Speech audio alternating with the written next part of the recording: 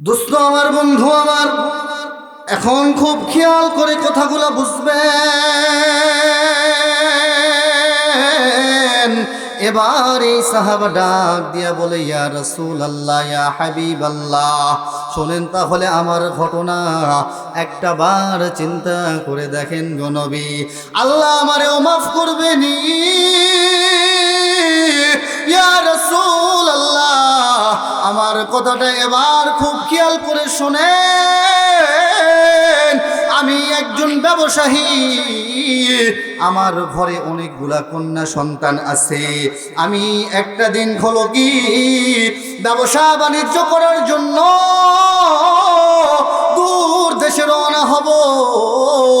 এমন সময় আমার বিবিরে ডাক দিয়া বলে, বিবি গো, তুমি আমারে বিদায় দিয়া দাও। বিবি গো, আমি ব্যবসার খাতিরে দূর দেশের মধ্যে চইলা যাব, তুমি আমারে বিদায় দিয়া দাও। আল্লাহ যদি বাইসা রাখে আবার ব্যবসা শেষ করে আইসা গো বিবি, তোমার সঙ্গে সাক্ষাৎ করব, তোমার সঙ্গে দেখা করব। দোস্ত আমার, এবার বিবি পক্ষান্তরে ডাক দিয়া বলে, ও স্বামী, আপনি তো দূর দেশে চলে যাবেন, কিন্তু আপনি জানেননি গো বিবি, আমি আমার পেটের মধ্যে আপনার সন্তান, আমি তো গর্ভবতী মহিলা। আপনি যদি দূর দেশে চলে যান, আপনার এই সন্তানটা প্রসব হওয়ার পরে এই সন্তানটারে কি করব? এবার তার স্বামী এই সাহাবা ডাক দিয়া বলে, বিবি রে, আমি তো দূর দেশে চলে যাব, তোমার সন্তানটা যদি প্রসব হওয়ার পর এটা যদি ছেলে সন্তান হয়, তাহলে তুমি এই সন্তানটারে রাইখা দিও। আবার যদি ওই সন্তানটা ছেলে না হইয়া মেয়ে হয়, তাহলে তুমি তাকে গলা টিপে হত্যা করবেন। নাউযুবিল্লাহ। কি বলছে? ছেলে হইলে রাইখা দিও, আর মেয়ে হলে গলা টিপে হত্যা করো। এবার বলার পরে দোস্ত আমার, নবীরা বলতেছে, ইয়া রাসূলুল্লাহ, আমি যখন ব্যবসা করার জন্য চলে গেলাম, এবার দিন যায়, দিন যার কয়েক বছর পার হয়ে গেল। পার হওয়ার পরে দোস্ত, কয়েক বছর পর আমি আমার দেশের মধ্যে ফিরে আইসি। আসার পরে আমার বিবি আমারে যখন খানা দিছে, যখন আমি বসে বসে খানা খাইতেছিলাম, এমন তো অবস্থায় আমার বিবি আর আমি বৈশা বৈশা খানা খাই আর গল্প করি। এমন সময় আমার নজরটা জানালার দিকে গেল।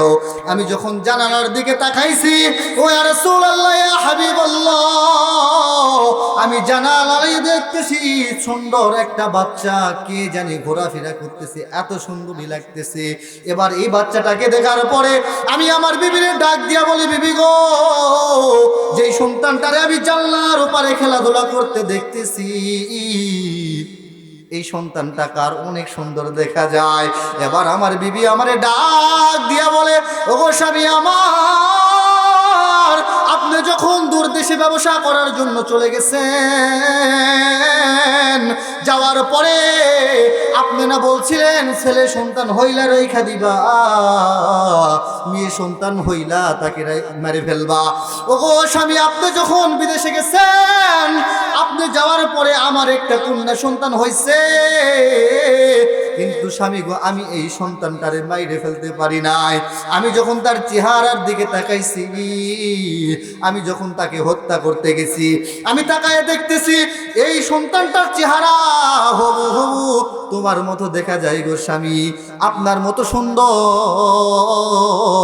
আমি আর আমার সন্তানটারে হত্যা করতে পারি নাই। আমি রাইখা দিছি, শুধু তা নয়, আমি আমার সন্তানটার সুন্দর একটা নাম দিয়েছি জামিলা। সুবহানাল্লাহ। ও দোস্ত আমার, এবার স্বামীকে যখন বলছে, স্বামীর মাথার মধ্যে কেমন জানি রক্ত টকবক করতেছে। স্বামী তখন পর্যন্ত স্ত্রীরা আর কিছু করতে পারে নাই। এবার এই নাফরমানের মাথার মধ্যে শুধু চিন্তা, কেমন করে এই সন্তানকে হত্যা করা যায়, কেমন করে হত্যা করা যায়, এই চিন্তা নিয়ে সে ঘোরাফেরা করতেছে। কেবলমাত্র যখন রাত হয়ে গেছে ঘুমাইতে যায়, এই ঘুমাইতে যাওয়ার সময় সে চিন্তা করতেছে কেমন করে আমার স্ত্রীর কাছ থেকে আমার সন্তানটাকে আলাদা করা যায়, কেমন করে আমার এই সন্তানটাকে মারা যায়। সারা রাত ঘুম আসে না, ঘুম আসে না, শয়তান ধোকা দেয় আর মাথার মধ্যে এই চিন্তায় আসে। সারা রাত যখন পার হয়ে গেছে, ও দোস্ত আমার, যখন সকাল হয়ে গেছে, ডাক দিয়া বলে, ইয়া রাসূলুল্লাহ, ইয়া হাবিবাল্লাহ। যখন সকাল হয়ে গেল, আমি আমার স্ত্রীকে ডাক দিয়া বললাম, বিবি গো, তুমি আমার সন্তানটারে সাজায়া দাও। কতদিন হয়ে গেছে আমার সন্তানটা নিয়ে আমি বেড়াই না, কতদিন হয়ে গেছে আমি আমার সন্তানটাকে নিয়ে ঘুরি না, আজকে আমার সন্তানটাকে নিয়ে আমি ঘুরতে যাব। এই কথা যখন করছে, এই ছোট্ট মেয়ে বুঝে নাই, দৌড়ে এসে নিজের বাবার গলা জড়িয়া ধরে বলে, বাবা গো, আমার মা বলছে এখনকার বাবারা নাকি ভালো না, তারা মেয়েদেরকে হত্যা করে ফেলে, তুমিও কি আমারে হত্যা করবে নি বাবা? ও দোস্ত, মায়া লাইগা গেছে। তার মাথার মধ্যে একটাই চিন্তা, কেমন করে হত্যা করা যায়। বলে, না মা, তোমারে হত্যা করব কেন, তোমারে আমার বন্ধুর বাড়িতে বেড়াতে নিয়ে যাব, চলো। ও দোস্ত, এবার এই কথাটা যখন ছোট্ট বাচ্চা শুনছে, এবার নিজের সন্তান নিজের কপালের মধ্যে, বাবার কপালের মধ্যে চুমু দেয় আর মাকে ডাক দিয়া বলে, মা, তুমি না আমারে বলছিলা এখনকার বাবারা নাকি ভালো না, অথচ তাকায় দেখো আমার বাবা কতই না ভালো, আমার বাবা আমারে বেড়াইতে নিয়ে যাবে গো মা, তুমি আমারে বাহির করিয়া দাও। ও দোস্ত আমার, স্বামীর এইরকম কথা শোনার পর এবার এই বিবি তার সন্তানটাকে যখন সাজায় গুজায় বাহির করে দিছে, এবার দোস্ত নিজের বাবা নিজের সন্তানকে নিয়ে যখন এবার দূরে কোনো জায়গার মধ্যে চলে গেছে, যাওয়ার পর যাইতে যাইতে যাইতে যাইতে মরুভূমির এলাকার মধ্যে যখন চলে গেছে, নিজের ছোট্ট সন্তান এবার বাবারে ডাক দিয়া বলে, বাবা, তুমি না তোমার বন্ধুর বাড়িতে বেড়াইতে নিয়ে যাবে গো বাবা, কিন্তু এমন জায়গার মধ্যে নিয়ে আসছো, এই জায়গার মধ্যে তো কোনো বাড়ি নাই, কোনো মানুষ তো দেখি না, এই জায়গার মধ্যে কেন আসছো? এবার ছোট্ট মেয়ে জামিলারে ডাক দিয়া বলে, মা, তুমি একটু খেলাধুলা করো, যাও যাও যাও। আর এদিকে নাফরমান বাবা ওই খালি জায়গার মধ্যে, যেখানে মানুষ নাই, জন নাই, কেউ নাই, ওই জায়গার মধ্যে এবার গর্ত খনন করা শুরু করছে। এবার যখন গর্ত খনন করতেছে, এমন সময় বাবার ঘাম বেয়ে বেয়ে পড়তেছে। ছোট্ট মেয়ে তো বোঝে না, নিজের বাবা যখন ঘামে যাইতেছে, ছোট্ট মেয়ে জামিলা এবার বাবার কাছে দৌড় দিয়ে চলে আসে। আসার পর ডাক দিয়ে বলে, বাবা,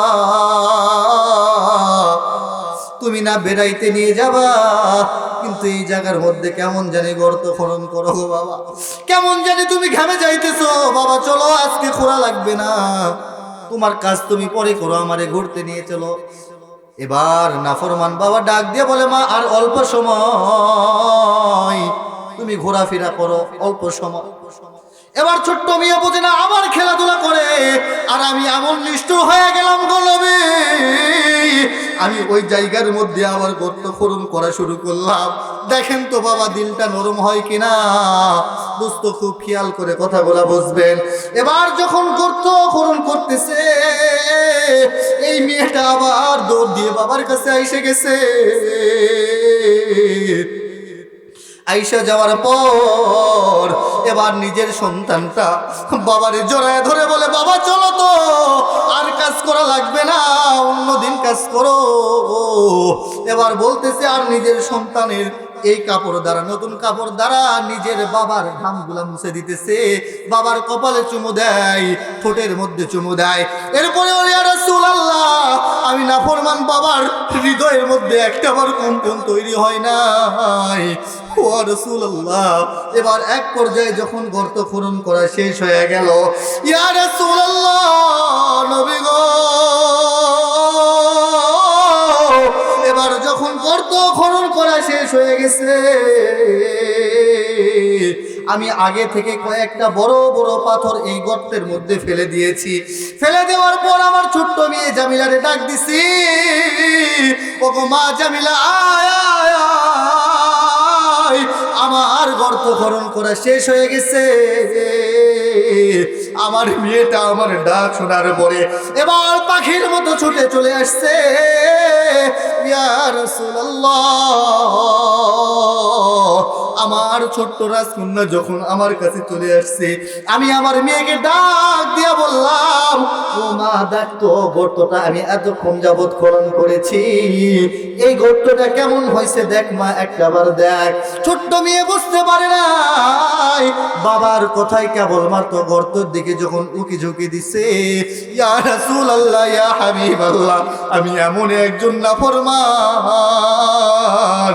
আমি আমার কোমলমতি সন্তানটা, আমি আমার মেয়েটারে ওই গর্তের মধ্যে ধাক্কা দিয়ে ফেলে দিয়েছি।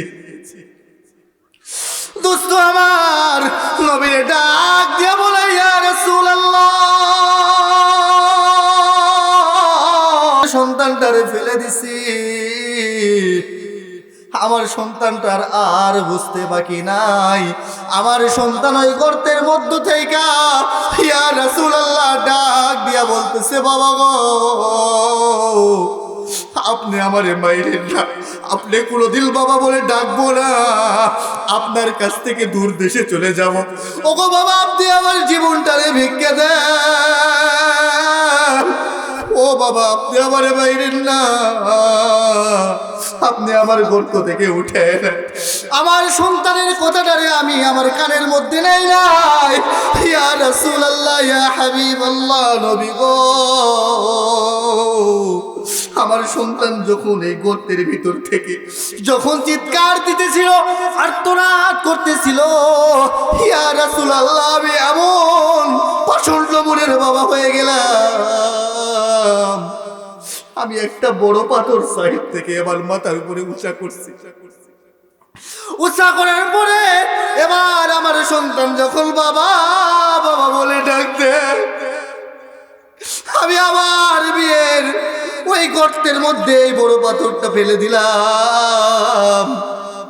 ইয়া রাসূলুল্লাহ, আমি যখন এই বড় পাথরটা গর্তের মধ্যে ফেলে দিয়েছি, আমি তাকায় দেখলাম আমার মেয়ের মাথাটা ফেটে দুই অর্ধেক হয়ে গেছে, আমার মেয়ের কপাল থেকে রক্ত ঝরতেছে গো নবী।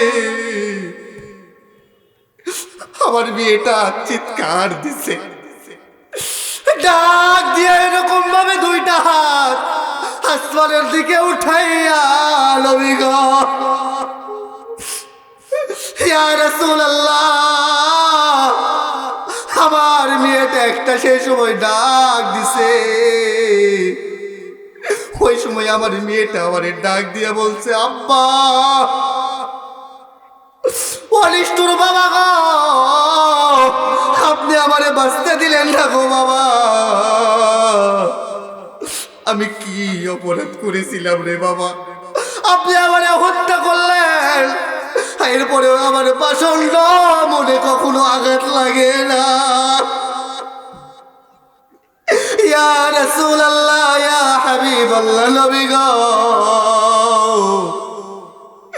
এরপরে আমার মেয়েটারে আমি জীবন্ত অবস্থায় ওই মরুভূমির মধ্যে চাপা মেটে দিয়েছি, আমার মেয়েটারে জীবিত কবর দিয়েছি। ইয়া রাসূলুল্লাহ,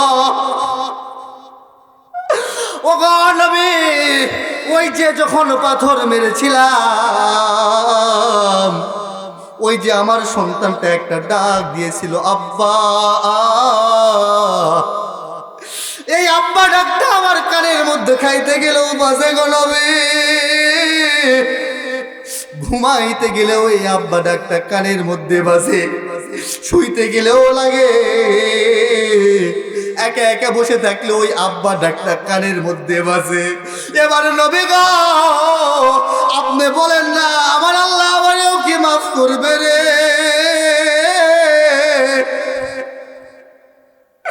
নবী তার কথা শুনে কান্না করে দিচ্ছে।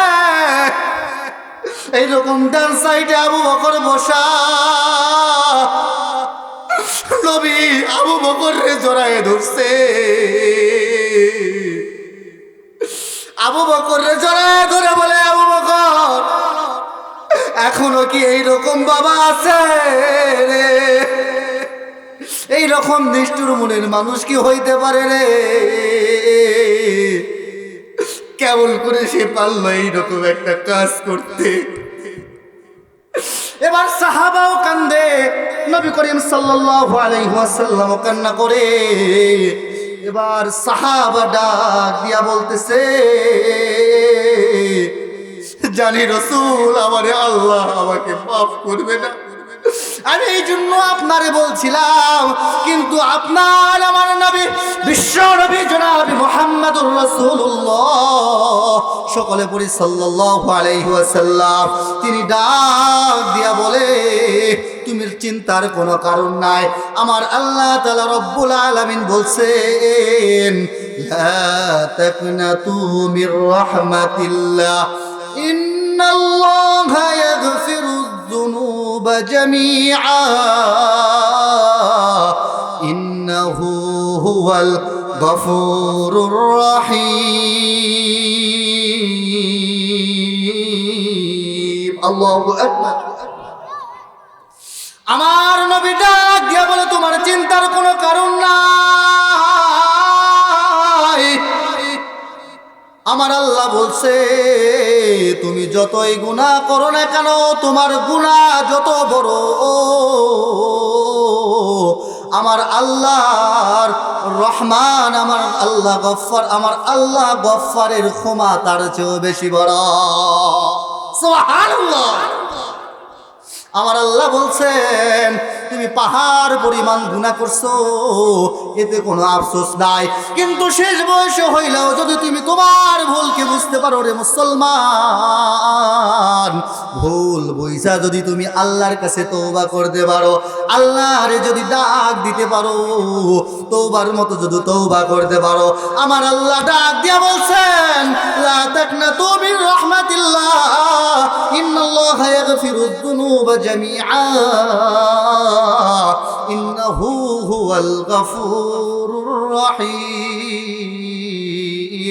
তোমার গুনাহ যদি আসমান পরিমাণ থেকে যায় গোলাম, তুমি যদি আমি আল্লাহর কাছে তওবার মতো তওবা করো, তওবাতান নাসুহা করো, আল্লাহ বলছেন তোমার তওবা তওবার মতো হলে আমি আল্লাহ তোমার পাহাড় পরিমাণ নয় আসমান পরিমাণ গুনাহ যদি করে থাকো, আমি আল্লাহ রহমান তোমার গুনাহরে মাফ করে দেব। এই জন্য তওবার মতো তওবা করা যাবে তো ইনশাআল্লাহ? করা যাবে তো ইনশাআল্লাহ?